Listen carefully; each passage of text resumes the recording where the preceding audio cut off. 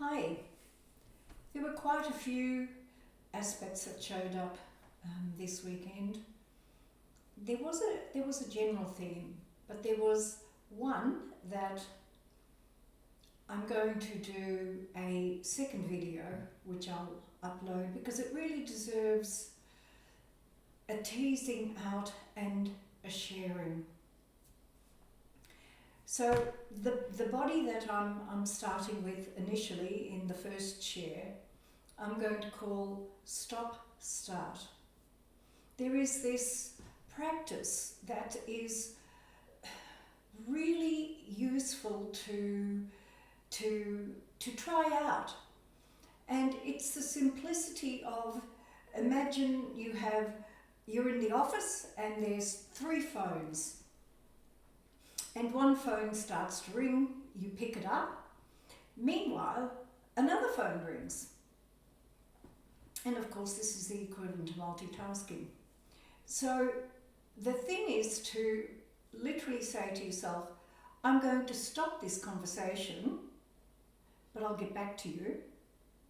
You pick up the phone that's ringing and you say, I'm going to start this conversation. So then you start that conversation, but you're just focusing on now that conversation. And then when that stops, you say, I'm stopping this conversation. You put it down and then you pick the other one up and you say, right, I'm starting this conversation. And it's a stop-start, and it doesn't matter how many phones are ringing. You stop one if you choose to pick up another, and then you stop that one if you go to something else. And it's this ability to be present, and the stop-start, it's a really interesting thing to practice, to notice how many things you can carry that you don't even know you're carrying, like all these conversations are happening, but the stop-start really has you be present to what it is you're paying attention to now. And in a way, there was a background of that, because some of the sessions that showed up were very, very much to do with stuff that happened a long time ago. And sometimes it vastly so, like lifetime after lifetime after lifetime, and the precipitation of the heaviness that can come into this world. And in this particular case, it showed up that there was this particular parasite, and there were a range of parasites, and it didn't check up any of those. So it was like, okay, is this an emotional parasite, a physical, nutritional, a spiritual? And it showed up that it was a spiritual parasite. And the spiritual parasite was in seeing this world as heavy and serious and things need to be done. The parasite was joyfulness. Joyfulness was the parasite. Like joyfulness was going to steal the seriousness of what things need to be done here. And then with another, how this showed up was, and you see the stop-start's very interesting, because sometimes as we get older, and I actually saw this with my own father, it came to a point where he would rather die than change himself, because the change was such an immense upheaval. And, you know, people experience this stop-start when they know it's the end of a relationship, or the end of work that they're doing, or where they're living. These are stop-start. They are literally deaths and alive again circumstances. And one couple that came, actually, it was interesting because one really had switched off the past and was feeling into the future. And as often happens, the partner then flips to the other side. Like like a yin-yang working itself out, where that sense of being in a beautiful passive mode actually can work against you by not moving and actioning. So with this particular woman that I'm talking about though, she, as a young woman, had an amazing energy, you know, active and vital, and it's actually really important that children are active, and especially nowadays they're spending so much time with games and things like that. It's quite a concern because as Rudolf Steiner points out in his work, that the activity of a child and the going into the world builds a will. And it's literally built in by being physical when we're younger. And that children who aren't physical when they're young can't find the willingness in their body later on in life. So this woman was very active and great passion in life. And getting married and having children, and then having a partner who really wasn't partnering. And this is a long time ago, where people got married because it's what people did, but not everybody wanted to be a parent. So if you happen to be married to somebody who really wasn't a parent, you end up in a struggling. And what had happened is that she actually pulled up the boots by the straps and said, right, I'm going to have to do this by myself. And because her energy was so complete in the task, that had stuck with her for decades, to the point that the spirit was saying, I'm exhausted with this bootstrap mentality. I can't do it anymore. And we found where that began, so that we could see the refreshed new start that was needed to go back to a willingness rather than an I have to. And I think we can all get stuck with I have to's, and it's quite have to's are quite soul destroying. They go, oh, it makes the man, it makes the woman. I think, you know, a willingness also makes the man and the woman just as much. Coming from joyfulness is a whole new life, rather than this is serious business down here. And these are a switch. They're stop-start switches that we need to really become aware of. I find that when you don't want to do something and you claim you don't want to, you make it conscious, you find that the wanting to does come, and then the willingness just follows effortlessly. It's very subtle, but it's worthwhile practicing that stop-start, even in the willingness. So this heaviness of the world, and we are born into a 3D dimension that at the moment, and has for as long as we have knowledge of the history that we know of, there's been war and genocide somewhere, and it's very, very heavy, and some beings cannot find their way out of it. But the mind at the same time has no solutions to it. And the only solution that we have is to look at ourselves to see where we have our own private little wars and stop them. That's the only action we could really take.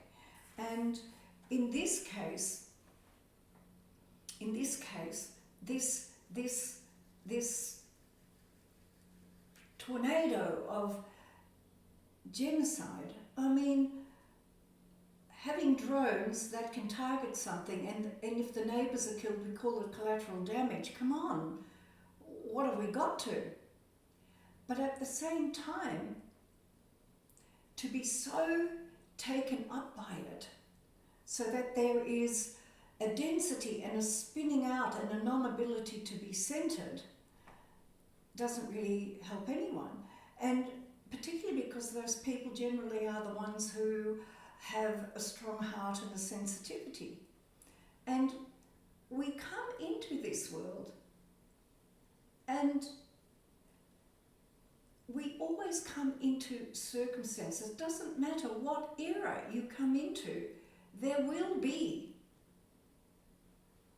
a tornado of some sort somewhere in the world or locally, that centering of self and continuing on with your own life and your focus of what is good and what you want to do and how by default everyone benefits when you do what you want to do. So that culminated in seeing someone,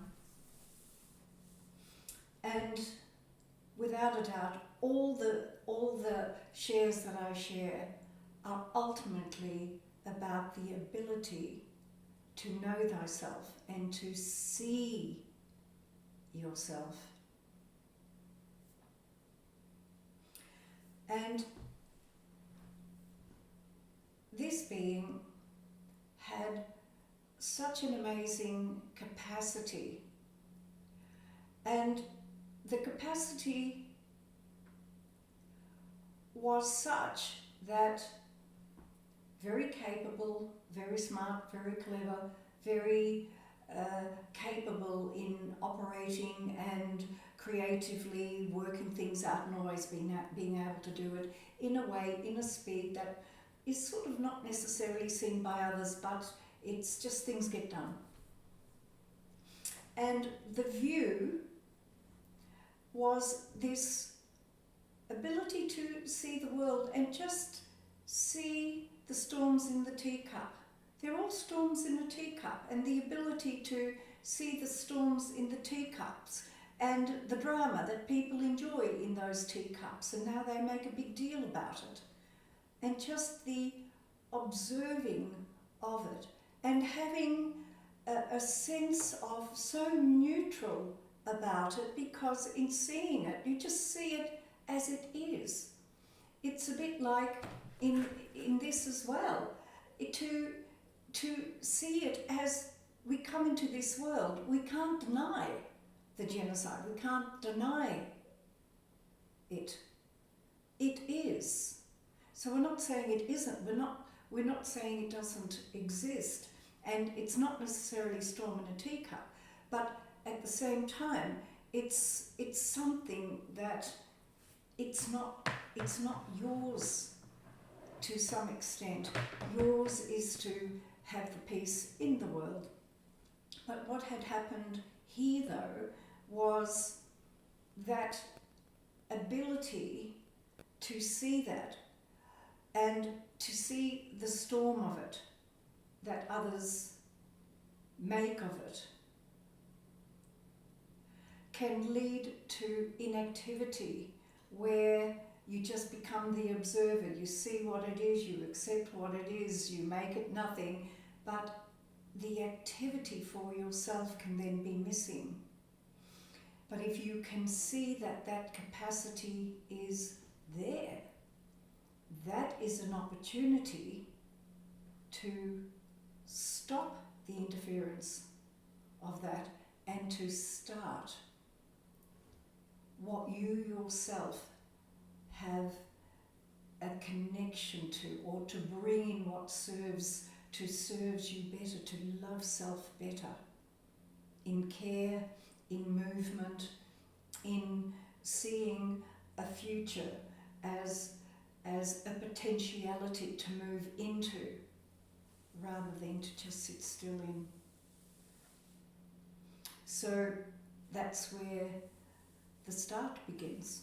So stop start. It was an interesting process, backed with joyfulness and willingness. So the cards that came up for this weekend. There were two. Cooperation was the first card that was pulled. Cooperate with yourself. Don't give yourself such a hard time. A balance of give and take is what is needed. Let go and allow that which is for your highest good. Now is the time for active participation in group projects. In active cooperation, you will gain much more than you anticipated. Be responsive to all situations. And that was followed by process. Process. Allow and enjoy the process of your life without rushing to the goal. Stop, start. I forgot to mention actually that one session, the being was so ahead. It was like all those phone calls were ringing and they all had to be taken care of. They were so far into the future that there was no presence in it. And then you feel overcommitted and you can't wait for it to stop because there isn't a process of being present in the stop-start. So I'll start again. Allow and enjoy the process of your life without rushing to the goal. Experiences are part of the journey. You don't have to understand them all to enjoy the process. Now is the time to look at how you approach and do things. Perhaps make some changes. For what worked for you in the past may not necessarily be the best process for the future. So I'll stop here and I'm actually going to do a second one because it deserved a sharing on its own. Catch you there.